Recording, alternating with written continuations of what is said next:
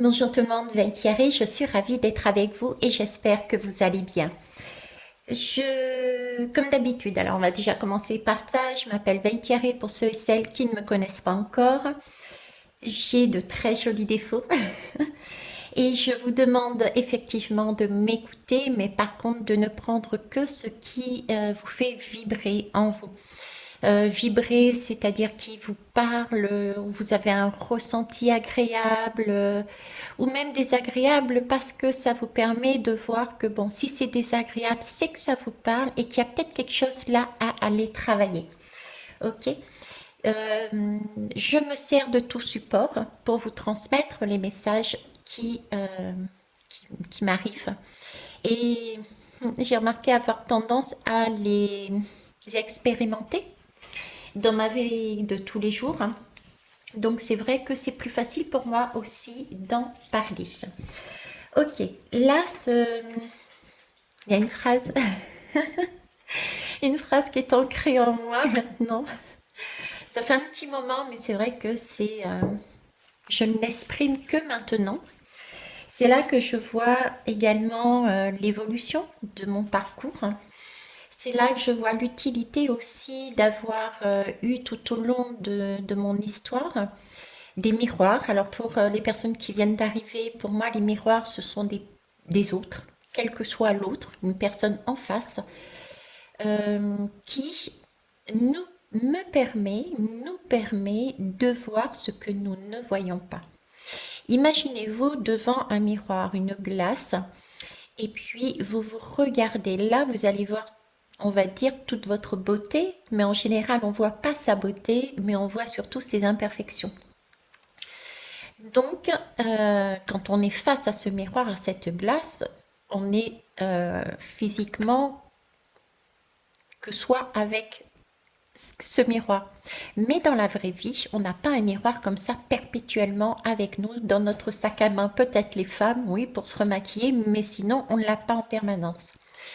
Par contre, on a quelque chose dans la vie qui nous sert de miroir. C'est magique, c'est magnifique. Ce quelque chose, entre guillemets, qui sait, ce sont les autres.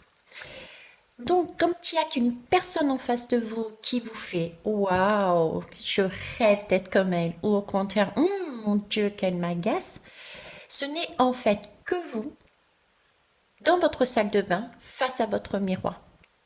Donc, ne partez pas du principe que c'est de la faute de l'autre, que l'autre est méchant, que l'autre est toxique, que l'autre ci, que l'autre là.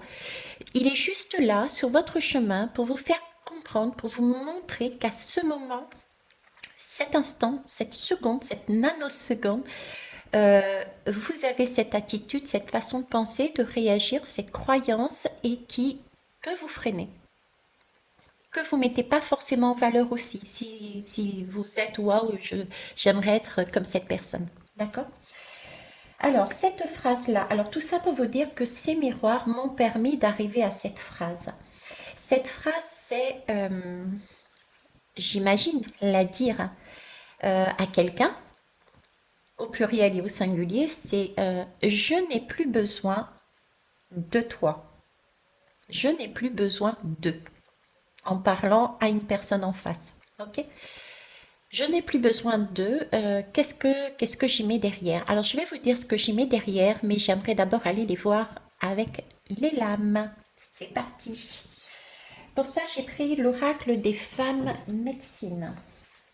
Oh, elle est où la boîte? Elle est là. Allez. Qu'y a-t-il derrière cette phrase magique? Parce qu'elle est magique, cette phrase. Vous savez, la magie est noire, hein, c'est une grande histoire d'amour. Donc, qu'y a-t-il de magique derrière cette phrase? Je n'ai, toi, mon autre, ou mes autres, hein, mettez ce que vous voulez, toi, mon autre, je n'ai plus besoin de toi. Waouh! Elle est tombée par terre. Permettez, je vais me mettre sur pause pour aller la chercher. Ok, j'ai récupéré la lame et en même temps j'ai déposé la bouillotte. C'est important parce que c'est aussi, ça fait partie aussi du message de cette lame et de cette phrase. Je n'ai plus besoin de. D'accord? Ben, je vais commencer par la bouillotte, tiens. Toute douillette, toute chaude. C'est parce que j'ai froid. Donc, admettons que vous soyez... bon, en général, hein, quand on a une bouillotte, c'est chez soi, tranquille, en cocooning. Ok, admettons que vous ayez un ou une chérie, et là, vous êtes capable de lui dire, je n'ai plus besoin de toi, regarde, j'ai une bouillotte. Mais j'apprécie énormément ta chaleur. Ce serait super si tu venais me réchauffer. Il y a une différence. Vous pouvez peut-être la percevoir. D'autres ont peut-être pour l'instant plus de difficultés, mais c'est ok. J'ai besoin de toi, c'est je m'accroche à toi. Il est vital que tu sois avec moi parce que j'ai besoin de toi. Ça met une pression phénoménale chez l'autre en fait. Par contre, je lui dis, effectivement, j'ai plus besoin de toi, regarde, tu m'abouillottes. Mais par contre, j'apprécie la chaleur de ton corps et ça me réchauffe. Là, c'est différent. Parce que la personne en face ne se sent plus dans une maintenue. Euh, J'allais dire par une laisse. Pourquoi une laisse? Parce que j'ai le coyote. Ça me fait penser au chien, ça me fait penser à être en laisse. Voilà. Euh, il n'y a plus ce sentiment d'être maintenu, mais par contre, c'est être valorisé. Parce qu'effectivement, elle n'a pas besoin de moi. Elle a ça. Mais elle a besoin du petit truc qu'elle ne retrouve pas là-dedans. C'est la phrase magique. On va continuer sur le coyote. Ok. Alors le coyote, c'est vrai que c'est un animal c'est un animal qui est souvent associé en fait à la ruse, hein. Il n'est pas très bien vu ce coyote. Pourtant, il faut savoir que, alors déjà, au niveau chamanique, le coyote est souvent appelé le chien sacré, hein. D'accord? Il est déroutant en fait, et en même temps, il a une profonde sagesse, hein, qui pour certains peut être un petit peu être utilisé comme une mauvaise blague, comme de la fourberie. Ok? Mais en fait, le coyote, ce qu'il est en train d'amener, c'est il y a une vérité cachée derrière ce qui peut paraître négatif ou, je dirais, chaotique. Le coyote est là pour vous amener cette idée pour vous troubler, pour vous troubler de façon à vous amener un enseignement qui peut vous permettre de quitter votre côté sérieux, votre côté rigide, euh, pour, euh, pour vous amener le côté justement humour, prendre du recul, rire de soi, être taquin, taquine. Pour, et c'est aussi se découvrir le coyote et aussi dans cette capacité de découvrir euh,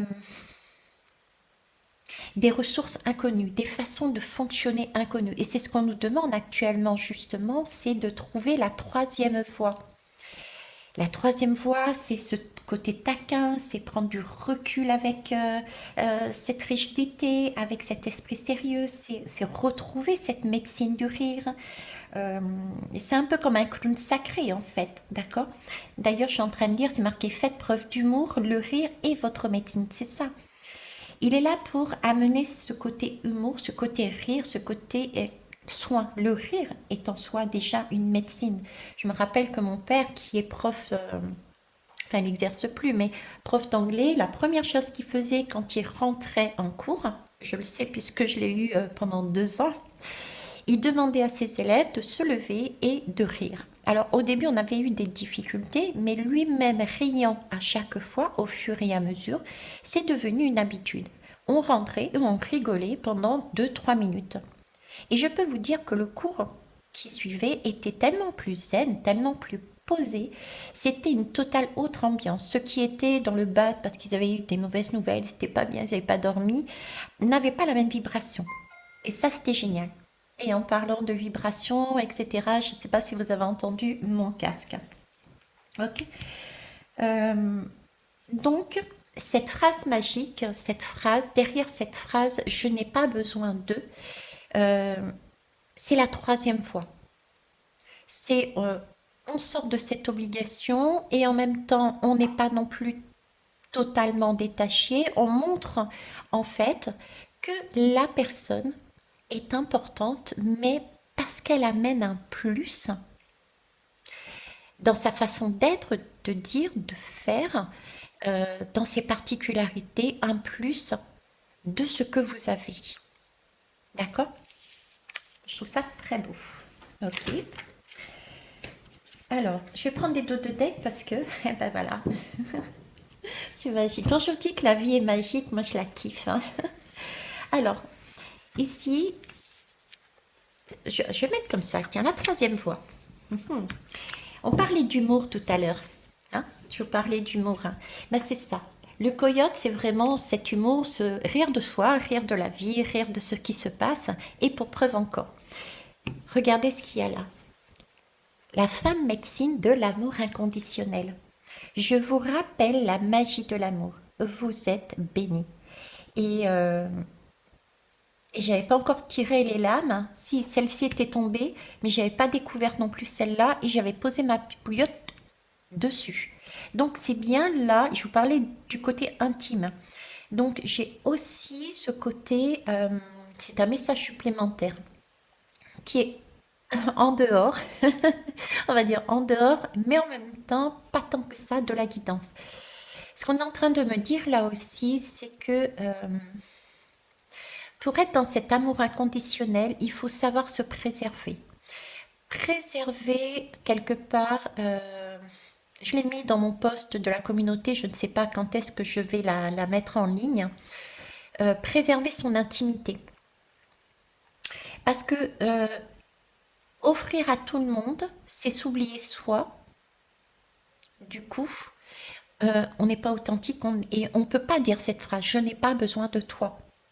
Cette phrase peut être dite, je n'ai pas besoin de toi quand on a travaillé sur soi, quand on sait ce qu'on veut, ce qu'on ne veut pas, et qu'on est, entre guillemets, autonome. D'accord? Parce qu'on n'est jamais autonome. On a besoin du complément de l'autre personne. Je donnais l'exemple, je suis en train de mettre la formation là en ligne sur les intuitions, les synchronicités. Moi, au niveau informatique, c'est zéro calebasse pour l'instant. J'ai donc fait appel à une jeune femme et nous travaillons en complémentarité pour mettre cette formation en ligne, accessible à tous et toutes. Ok? Donc là, moi, ça me fait doucement rire parce qu'on est sur l'amour inconditionnel. C'est-à-dire s'aimer soi pour pouvoir ensuite aimer de manière inconditionnelle l'autre. C'est-à-dire ne pas l'enchaîner. C'est-à-dire le laisser vivre et avoir sa particularité, sa façon d'être, son indépendance et ne prendre que la cerise sur le gâteau. Le petit truc qui vous permet de vous sentir bien tout en ne prenant pas beaucoup d'énergie chez l'autre et ça ne vous demande pas non plus beaucoup d'énergie chez vous. C'est vraiment le petit truc qui fait la différence, mais tout en laissant chacune des personnes dans sa globalité, dans son énergie propre, sans changer rien aux choses, je dirais. D'accord? Et on va aller voir le deuxième, la renaissance. Voilà. L'opportunité d'une profonde transformation s'offre à vous avec cette phrase magique. Ce rire, cette vibration, cette façon de penser, je n'ai pas besoin de toi. Mais, c'est-il pas génial? Bon, c'est vrai, je m'émerveille pour un rien.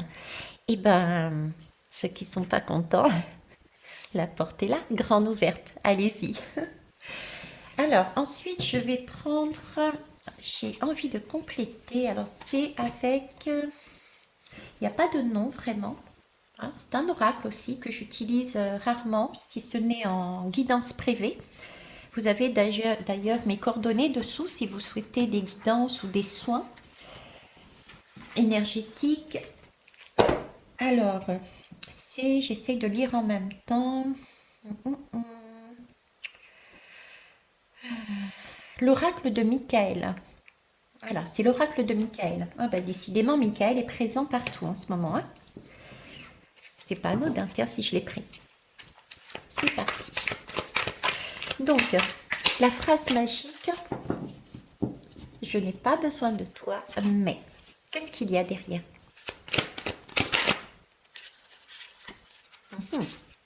Alors, je vais peut-être pousser ça. On va essayer de faire comme ça. Mais j'aimerais quand même les garder. Ok. Ici, on a les escaliers, la progression, l'élévation. Que voulez-vous que je vous dise? Là, on a une prise des hauteurs. Là, on monte ces escaliers vers où? Vers la lumière, justement. Vers la... Un escalier suppose aussi une ouverture. Ça peut être une ouverture sur une vaste étendue, ça peut être une ouverture sur une porte. J'ai beaucoup de lumière et ici c'est de plus en plus sombre et en montant c'est de plus en plus clair. Ça me fait à nouveau penser au rêve que j'avais eu, comme quoi nous allions nous retrouver devant cette porte et j'avais comme un tube de lumière qui semblait nous aspirer, nous pousser, nous amener vers là. Mais par contre, pour y arriver, pour passer cette porte surtout, il fallait être dans une authenticité et sans masque. Et ça, c'est ça. C'est être... Ah ben tiens, le loup. Ça me fait penser coyote. Quand on regarde bien, c'est aussi la tête d'un loup, je dirais. Et ils me mettent l'image du loup qu'on met sur les yeux. C'est enlever son masque de façon à être authentique et véritable avec soi, mais aussi avec les autres.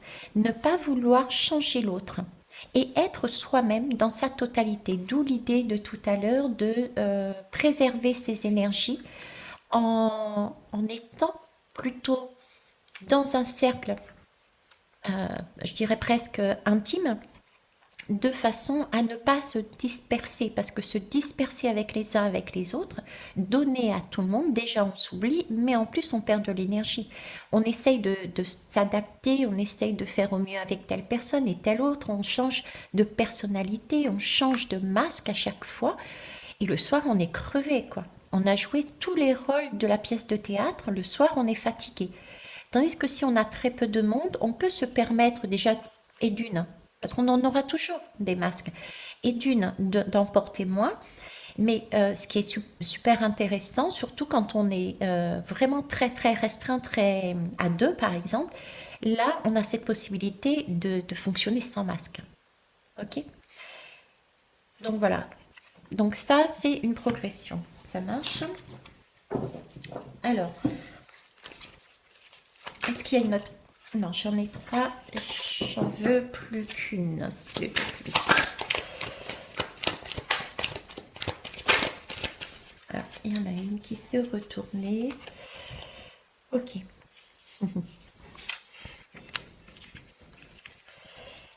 Alors, ici j'ai l'hiver. J'ai l'hiver, je suis en train de regarder les dos de Dex pour ça. Que je tardais, excusez-moi. Ici j'ai l'hiver et on me parle ici de fin de cycle. Alors la première image en fait qu'ils m'ont mise, c'est la période de Noël. Donc l'escalier, c'est c'est comme si c'était, on arrive à la fin d'un cycle. Le Noël est en fin d'année. Euh, c'est comme si monter ces escaliers nous permettait d'arriver à la fin d'un cycle qui était quelque part gelé, qui pouvait être compliqué. Il fallait aussi l'hiver. Après l'hiver, il y a quoi? Il y a le printemps. Le printemps, on commence à se déshabiller. Donc, on est moins couvert, on a moins de masques, on est beaucoup plus ouvert aussi. On est beaucoup plus lumineux, beaucoup plus créatif, puisque nous trouvons la troisième voie. On a cette notion-là de temps. Noël aussi, c'est l'idée du cadeau. Donc, on se fait le cadeau d'être enfin dans nos énergies, seuls, avec nos énergies dans notre corps. Et on respecte les énergies de l'autre qui sont dans son corps. Ok?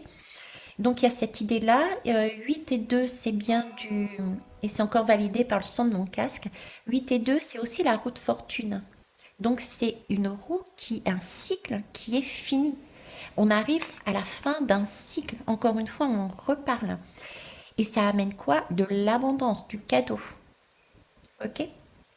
Le 2, c'est vraiment cette notion de d'être à deux, en tout cas à cercle restreint. Le 8, c'est la justice en fonction des tarots et c'est aussi cette femme euh, qui maintient la gueule du lion avec ses mains tout en douceur. Le lion étant symbolisé l'ego qui est surprotecteur. Donc il y a bien une tendance à dire, ok, on n'est pas narcissique, on n'est pas seul, on est plusieurs, trouvons un espace commun de façon à ce que chacun soit préservé dans son intimité tout en fonctionnant ensemble. Ok? C'est superbe. Et en dos de deck, je vais vous les, je vais vous les montrer. Alors, il y en a qui sont tombés. Qu'est-ce qui est tombé? Le chien, la fidélité et la loyauté. Hein. Et on est encore sur du 2. C'est ça, être fidèle à soi-même, loyal à ses valeurs, à sa façon de penser, à ce qu'on s'est découvert. Le cheminement que nous avons eu, si vous regardez en arrière, vous n'êtes plus le même qu'aujourd'hui. Surtout avec tout ce que nous avons vécu ces dernières années, que ce soit au niveau du Covid, au niveau des prix de l'essence, on n'a pas la même valeur des choses. Donc là, on nous ramène sur une notion de valeur, ok, et de simplicité. Revenir à l'essence même de nos valeurs. Ok. Et donc, j'avais en dos de deck. Alors, hop. Le doute, l'hésitation, la réflexion. Et le cadenas, l'immobilité, l'impasse. Ce sont deux lames qui sont pour moi actuelles. Ce qu'on est en train de me dire, c'est qu'il y a actuellement des situations qui sont dans cette immobilité, qui sont dans cette impasse, qui semblent être cadenassées, qui semblent être improbables. Et pourtant, on est en train de me dire avec ce 6 et un 7, oui c'est ça, 6 et un 7, j'ai eu un doute, c'est la lame du chariot. Donc on a la possibilité avec ce chariot de monter et de s'élever vers des plus hautes vibrations. Par contre, le chariot, et rappelez-vous, pour ceux qui connaissent cette lame, il y a deux chevaux, un blanc et un noir, symbolisés par l'énergie féminine et l'énergie masculine. Cette femme qui tient ce lion par tranquillement, doucement. Donc, dans tous les deux cas, c'est l'idée d'être raccord, soit avec quelqu'un d'autre, soit avec les autres. D'accord? Se mettre en accord et en disant, ok, comme un chariot, toi tu avances ici, moi j'avance ici, mais en tout cas, on a trouvé un point commun, la voie du milieu. Ok? Et si on a cette capacité à mettre en route un chariot, un projet, une vie, je ne sais pas quoi encore, en commun, trouver des points communs, trouver quelque chose qui aille autant à l'un qu'à l'autre, parce que c'est pas forcément que des points communs, on a tous des points communs, mais on a des complémentarités. Donc c'est vraiment trouver, la voie du milieu peut être le point commun de base, de départ, mais ensuite savoir naviguer entre l'un et l'autre, de façon à ce que chacun ait, je dirais pas à tour de rôle, mais ce sera entre guillemets l'idée, c'est que chacun y trouve son compte à un moment donné. Voilà, qu'il n'y ait pas de déséquilibre entre les deux. C'est la lame aussi de la route fortune, où il y a les deux serpents qui vont un coup à droite, un coup à gauche, on fait plaisir à l'un, on fait plaisir à l'autre, c'est cette Kundalini.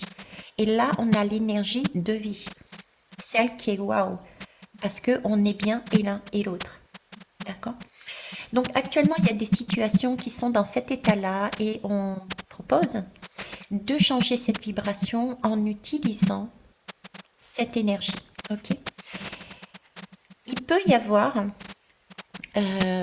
d'autres types de situations, à savoir que c'est pas autant bloqué, ou en tout cas pas pas du tout bloqué. Ça, c'est on est là. Ici, c'est fermé de fermer pour l'instant. On est obligé de patienter. Là, il y a une petite avancée quand même, hein, parce qu'on a des hésitations, on a des doutes. Qu'est-ce que je fais? Est-ce que je prends celle-ci qui me paraît quand même plus lumineuse, bien ouverte, elle est presque neuve, vous voyez, et puis j'ai l'impression qu'il y a comme des petits flocons de neige qui sont de ce côté-là, mais derrière il y a du soleil, il y a le printemps. Ou est-ce que je prends celle-ci qui paraît quand même usée? Ce sont une porte, on l'a poussée déjà, on l'a poussée une fois, deux fois, trois fois. D'ailleurs, ça tombe bien, c'est du 81. On a le 8 qui est du côté karmique. On a fait les mêmes circonstances, les mêmes challenges, les mêmes expériences. Et ici, on est sur le 1, le magicien. Et si on tentait de créer autrement? Si on était imaginatif, si on était... Attendez, je vais éternuer ou pas. Ça, c'est parce que je dors la nuit toute nue, me dirait... Bref. Ok, donc là, on... Non, ça va.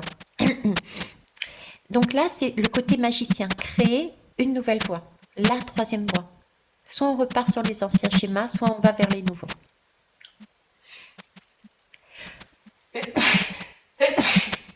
Et ben voilà, c'est fait. Ok.